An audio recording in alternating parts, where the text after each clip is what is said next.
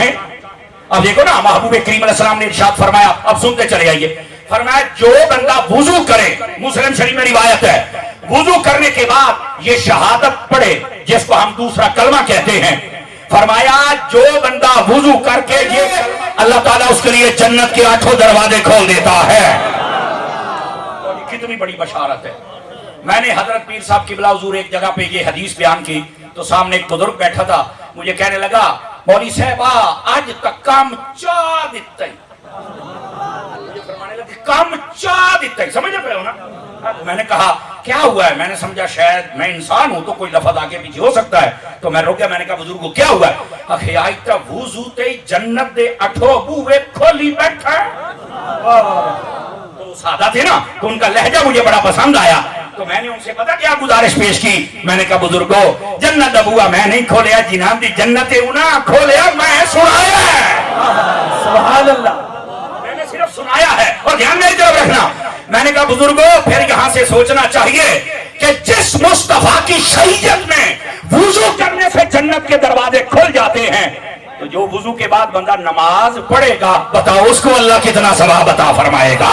سبحان اللہ, جو ہے میرے دوستوں کی, تو یہ وضو کی بشارت ہے. بلکہ وضو کے بارے میں یہ ہے جو باوضو رہتا ہے شیطان اس پر زیادہ اثر نہیں کرتا, اس بندے کا دل نیکیوں میں لگا رہتا ہے, اس کا دل بھی نوری ہوتا ہے, زبان پر بھی نیکی جاری رہتی ہے, وہ بندہ شیطان کے چنگل میں نہیں پھنستا, اللہ تعالیٰ چہرے کو بھی نور عطا کر دیتا ہے. آپ کو پتا لفظ وضو کا معنی ہی روشنی ہوتا ہے. لفظ وضو کا معنی ہی روشنی ہے, یعنی اس کو تھوڑا اور آسان کرتا ہوں, لفظ وضو کا معنی حسن ہوتا ہے.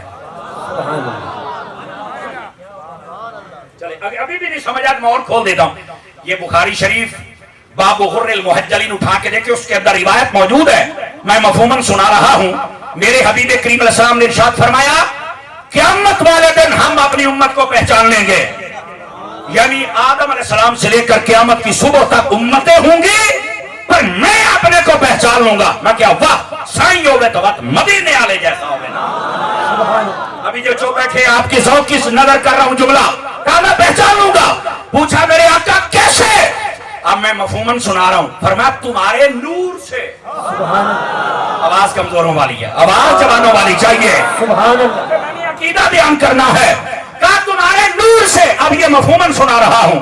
وہ کیسے, فرمایا جب تم دنیا میں وضو کرتے ہو, جہاں جہاں وضو کا پانی لگتا ہے وہ چہرہ, وہ بازو, وہ سر کے مسے کے وقت سر اور پاؤں قیامت والے دن چودویں کی طرح چمکتے ہوں گے, اور جو جو میدان محشر میں چمک رہا ہوگا مجھے پتا چل جائے گا یہ بھی میرا, یہ بھی میرا, یہ بھی میرا.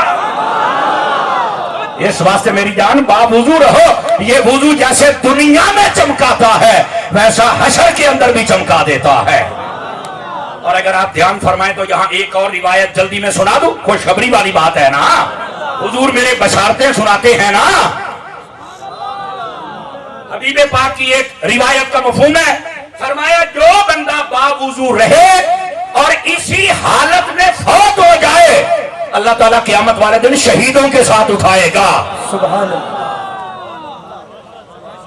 رہیں گے باوضو, یہ آسانے سے پیغام لے کے جائے. اچھا بشارت کیا ہے وضو کی, اب دیکھیے ایک اور بشارت بھی سن لیجئے تاکہ آپ کو لطف آ جائے. یہ وضو کی تھی, اب قرآن کے بارے میں سناتا ہوں.